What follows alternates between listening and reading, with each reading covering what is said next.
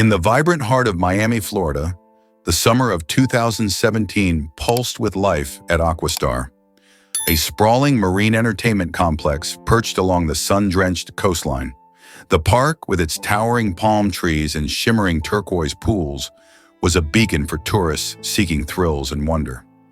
At its core was Luna, a 14-year-old killer whale, her sleek black and white body a marvel of nature's engineering, slicing through the water with effortless grace. At 22 feet long and over 8,000 pounds, Luna was the park's star, her performances a mesmerizing blend of power and precision that left audiences breathless. Her trainer, Emma Clark, a 29-year-old marine biologist with a cascade of sun-bleached hair and a contagious passion for marine life, had been Luna's partner for 8 years. Their bond was the stuff of legend, a seamless dance of trust and mutual understanding, honed through countless hours of training and shared moments in the water. Emma was a Miami native, her love for the ocean sparked by childhood trips to the nearby Keys, where she'd watch dolphins leap in the wild. Her colleagues described her as a force of nature, her hazel eyes sparkling with determination, her voice carrying a warmth that put everyone at ease. At AquaStar, she was a rising star, her performances with Luna drawing record crowds. The park's shimmering depths arena, a 10,000-seat amphitheater with a massive glass-walled tank, was the stage for their magic. On August 15, 2017, the 3 p.m. show loomed, the air thick with humidity and anticipation. Families filled the stands, fanning themselves with programs, their eyes glued to the pool where Luna circled lazily, her dorsal fin cutting through the water like a blade. Children pressed against the glass, their faces alight with wonder, pointing at Luna's massive form. Emma stood on the dive platform, her navy wetsuit glistening under the Miami sun, waving to the crowd with her signature grin. To the audience, this was just another day at AquaStar, a chance to witness the harmony between human and orca. But beneath the surface, tensions simmered. Luna had been off that morning, her movements jerky during the pre-show warm-up. She'd refused a few fish, her eyes darting in a way that Emma, ever attuned to her partner, couldn't ignore. "She's just having an off day," Emma told her colleague Miguel as they prepped backstage. Miguel, a veteran trainer, frowned but said nothing, his own unease growing. Emma, trusting her bond with Luna, brushed it off. She had no reason to believe that this performance, one of hundreds they'd done together, would spiral into catastrophe. The arena buzzed with energy as the show's opening notes blared, a pulsing pop anthem that set the crowd clapping. Lights danced across the water, reflecting off Luna's glossy skin as she surfaced, her breath sending a misty plume into the air. Emma's voice, amplified through her headset, rang out, "Welcome to AquaStar, where dreams meet the deep. Let's give a big Miami welcome to our star, Luna." The crowd erupted, their cheers echoing off the concrete stands. But as the music swelled, Luna's behavior grew erratic. Her tail flicks were sharp, almost agitated, and her responses to Emma's cues lagged. Backstage, trainers exchanged glances, their radios crackling with quiet concern. Emma, ever the professional, kept her smile fixed, her heart pounding as she sensed something was wrong. The show launched with a flourish. Luna burst from the water in a breathtaking leap, her body twisting in a perfect spiral before crashing back, sending a wave that drenched the front rows. The crowd roared, children squealing with delight as water splashed their faces. Emma guided Luna through a series of tricks, a tail slap that sent a rhythmic boom through the arena, a high-speed swim that left a wake of foam, and a playful nudge of a brightly colored ball with her snout. "Isn't she incredible, Miami?" Emma called, her voice bright but her eyes scanning Luna's every move. The orca's energy seemed off, her leaps lacking their usual exuberance, her dark eyes clouded with something unreadable. 15 minutes into the show, the routine reached its climax, the starlight surge, a crowd favorite where Emma would slide onto Luna's back as the orca propelled them both out of the water in a synchronized leap. The move required perfect timing, trust, and Luna's willingness to follow Emma's lead. The trainer positioned herself at the pool's edge, her bare feet gripping the slick platform, her hand raised to signal Luna. The orca approached, her massive head breaking the surface, her mouth slightly open, revealing rows of conical teeth. The crowd, expecting a playful flourish, leaned forward, but Emma's instincts screamed. Luna's approach was too fast, her posture rigid. "Easy, girl," Emma whispered, her voice drowned by the music, her hand hesitating midair. In a heartbeat, Luna struck. Her jaws clamped onto Emma's left leg with bone-crushing force, yanking her into the water with a violence that stunned the arena. The crowd's cheers turned to gasps, then screams as Emma vanished beneath the surface, the pool erupting in a frenzy of white water. Luna thrashed, her 8,000-pound body twisting with terrifying power, her tail slamming the water, sending waves crashing against the tank's glass walls. Emma fought desperately, her arms flailing, her fists pounding against Luna's snout. But the orca's grip was unyielding. For a fleeting moment, Emma broke the surface, her face a mask of pain and terror, her wetsuit torn, blood streaming from her leg.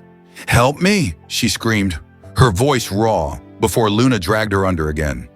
The attack was a blur of chaos, lasting just 47 seconds but feeling like an eternity to the horrified onlookers. Trainers on the platform scrambled, blowing high-pitched whistles and banging metal poles against the water, desperate to distract Luna. Backstage, Miguel radioed for emergency shutdown, his voice shaking. The music cut off abruptly, leaving only the sounds of splashing water and panicked screams.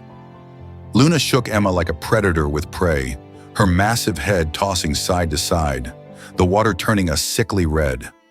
Finally, Luna released her, and Bella's body floated to the surface, limp and motionless, her wetsuit in tatters, her face pale. Trainers dove in, pulling her to the platform as paramedics pushed through the chaos.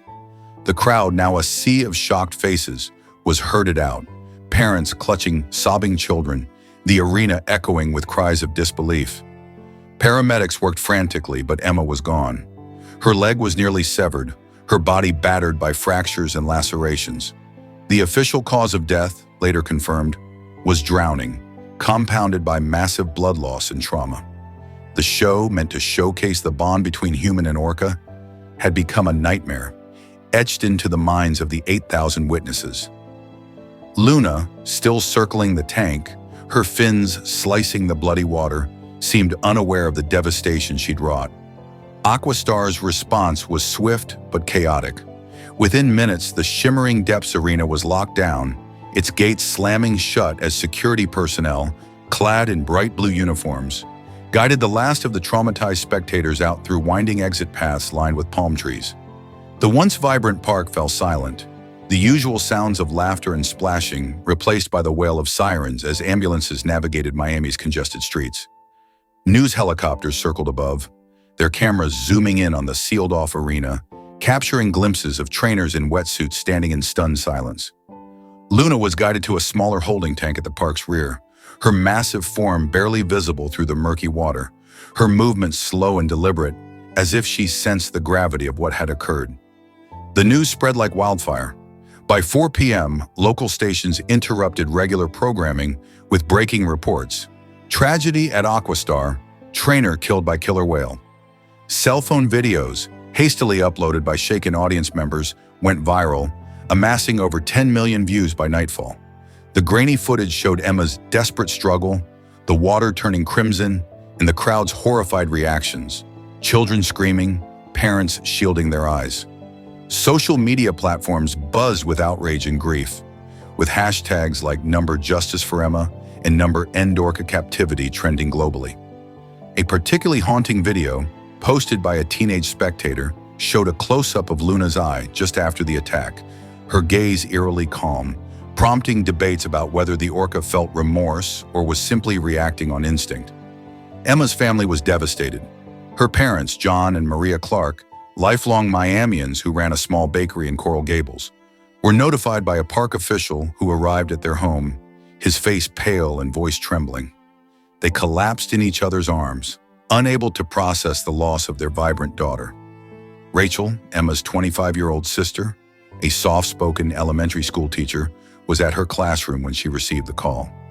She rushed to AquaStar, arriving to find the park swarmed with reporters and flashing cameras.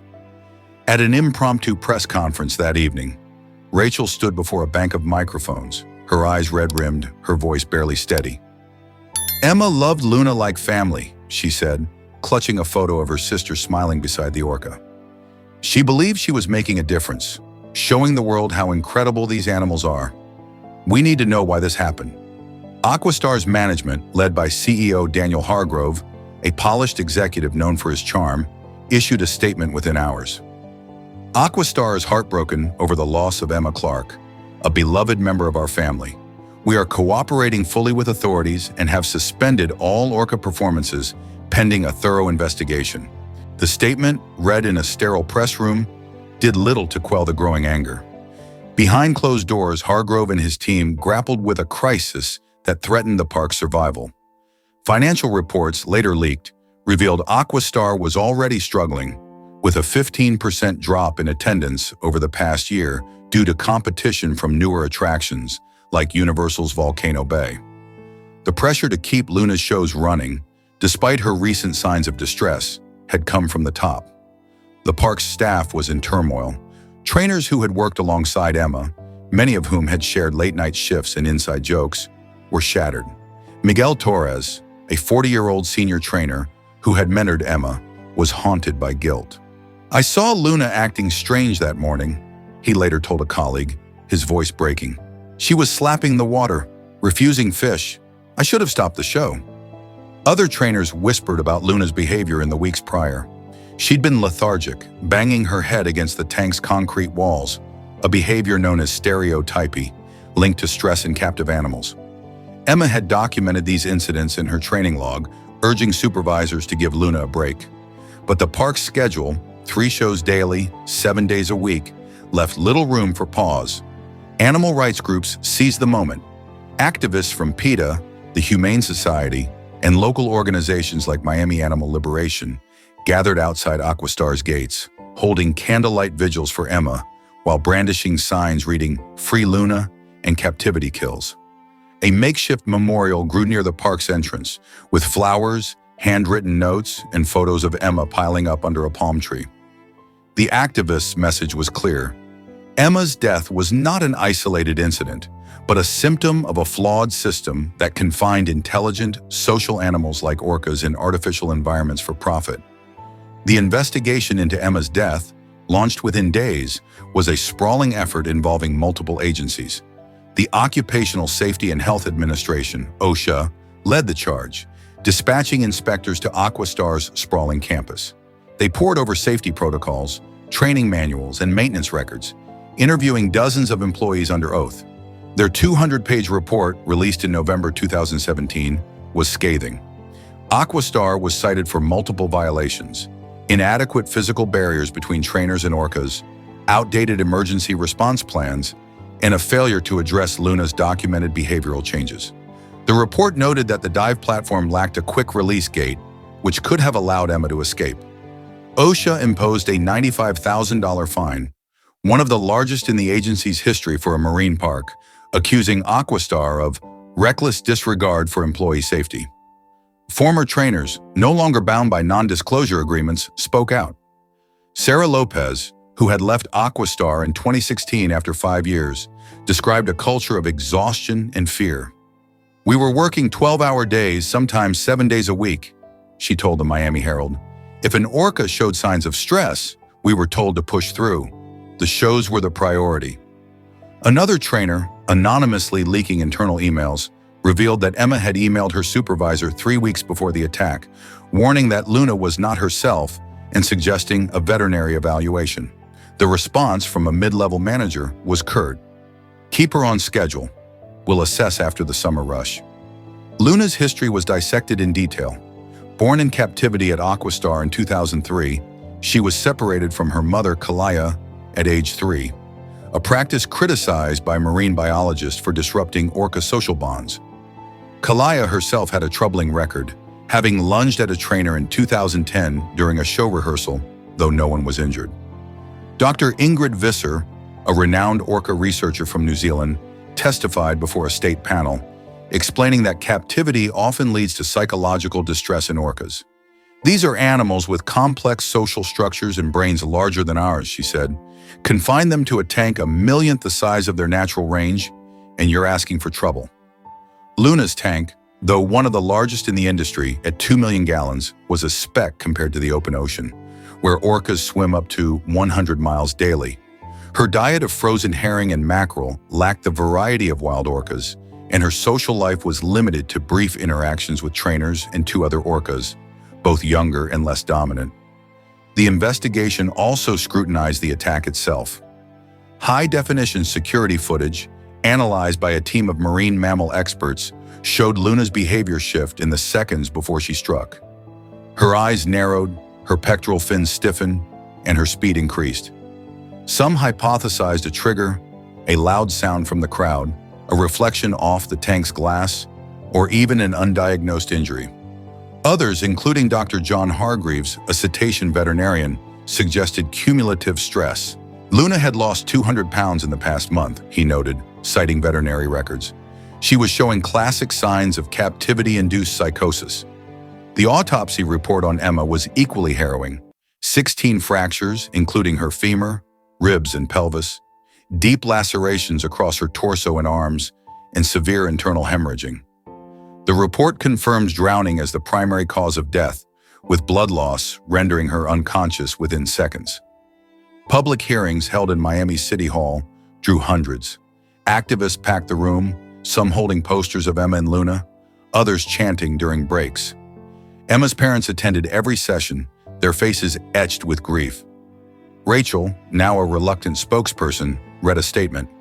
Emma believed in Luna, but she also believed in doing right by these animals. We failed her, and we failed Luna. The hearings exposed systemic issues in the marine park industry, from understaffing to inadequate training, fueling calls for reform. AquaStar's parent company, Blue Wave Entertainment, faced an existential crisis.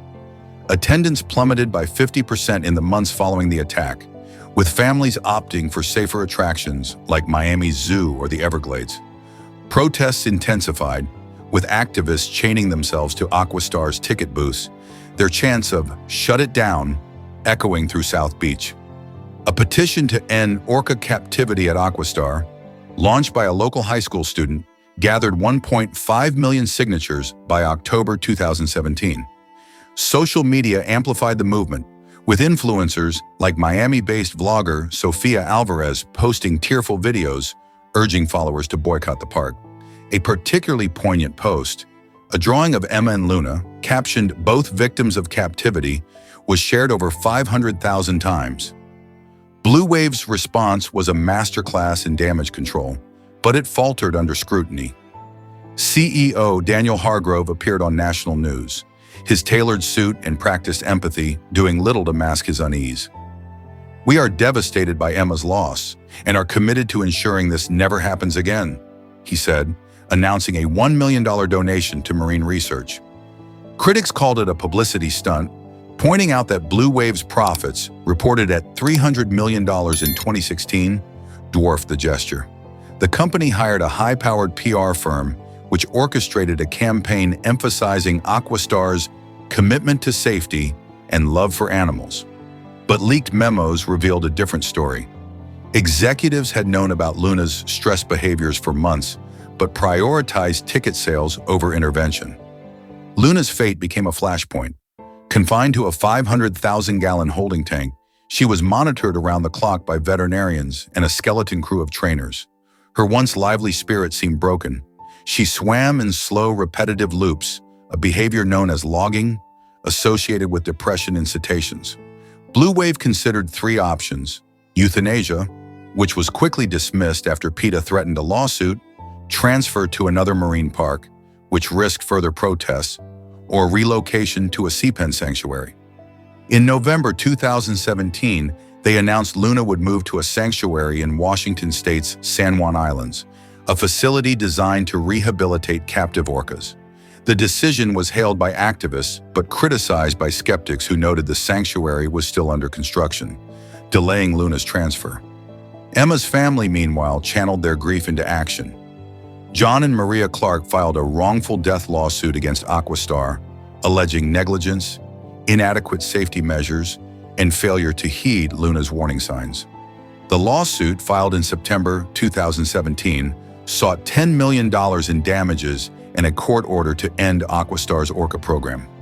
Rachel, balancing her teaching job with advocacy, became a fixture at protests, her quiet resolve drawing admiration. At a December 2017 rally, she spoke to a crowd of 2,000. "Emma would have fought for Luna's freedom. She'd want us to fight for all of them." The lawsuit was settled in March 2018 for an undisclosed amount, rumored to be in the high seven figures. But the Clarks insisted their focus was accountability, not money. By spring 2018, AquaStar bowed to pressure, announcing the permanent end of its Orca program. The decision, made public during a tense press conference, was framed as a new chapter for the park. But insiders knew it was a surrender to public sentiment and financial realities. The park's remaining orcas, Luna and two younger males, Orion and Kai, were slated for relocation to sanctuaries, though the process was mired in logistical and political hurdles. Luna's transfer to the Washington sanctuary finally occurred in July 2018, a complex operation involving a custom sling, a climate-controlled transport plane, and a team of 20 specialists. Crowds gathered at Miami's airport, some cheering, others weeping, as Luna's crate was loaded for her journey. The sanctuary, a netted-off cove in the Pacific Northwest, offered Luna a taste of the ocean she'd never known. But the transition was brutal. Accustomed to the structured routine of AquaStar, daily shows, trainer interactions, and a predictable diet, Luna struggled to adapt. She refused food for days, her weight dropping further, and her movements grew sluggish. Veterinarians noted signs of chronic stress, likely exacerbated by years in a concrete tank. In November 2018, Luna died of a bacterial pneumonia, a common killer of captive orcas, whose immune systems weaken in confinement. At 15 years old, her life was a fraction of the 80 to 100 years wild orcas often reach. Her death sparked renewed outrage, with activists accusing AquaStar of killing Luna slowly through years of neglect. The Emma Clark Foundation, launched by her family in October 2017, became a beacon of hope. With an initial endowment from the lawsuit settlement, the foundation funded research on wild orca populations in the Pacific Northwest, Caribbean, and Antarctic. It also supported the development of sea sanctuaries, partnering with organizations like the Whale Sanctuary Project to create permanent homes for retired cetaceans. Rachel, who left teaching to run the foundation full-time, traveled globally, speaking at universities, marine conferences, and even the United Nations in 2018, where she advocated for an international ban on orca captivity. Emma's death wasn't just a tragedy, she told a packed auditorium in Seattle. It was a wake-up call. We can't keep exploiting these animals for entertainment. AquaStar, meanwhile, reinvented itself. The shimmering depths arena was raised in August 2018, replaced by a high-tech water park with virtual reality exhibits simulating ocean adventures. The park's orca legacy was erased, its website scrubbed of references to Luna and her kin.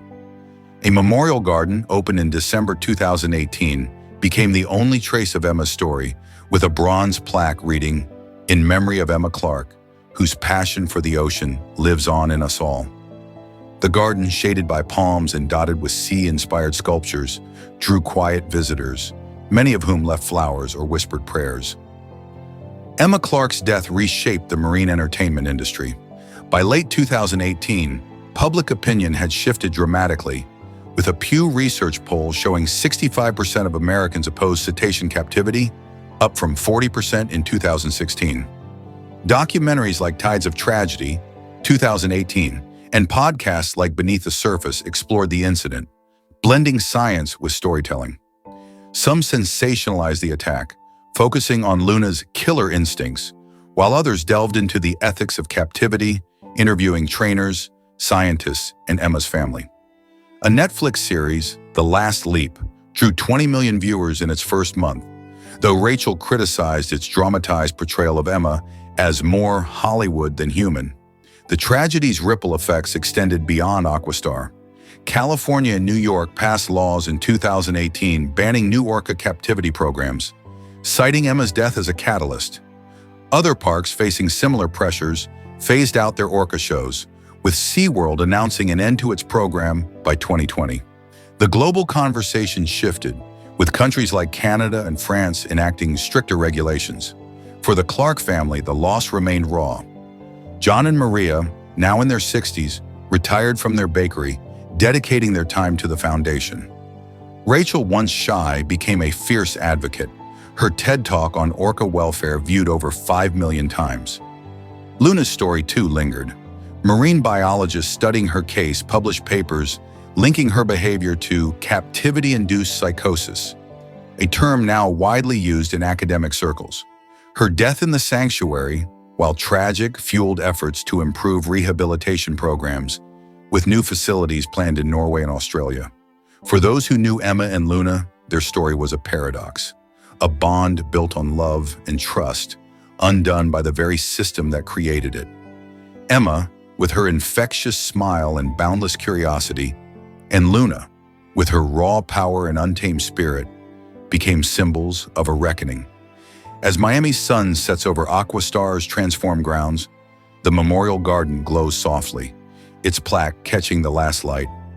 The tragedy of August 15, 2017, remains a wound and a warning, urging us to see the ocean's giants not as performers, but as wild beings whose freedom we must protect.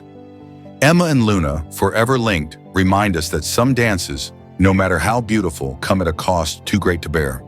If this story grips you, subscribe, like, and share this video with friends. We bring you true wildlife stories that demand to be remembered, understood, and learned from. Respect the wild, and we'll see you in the next video.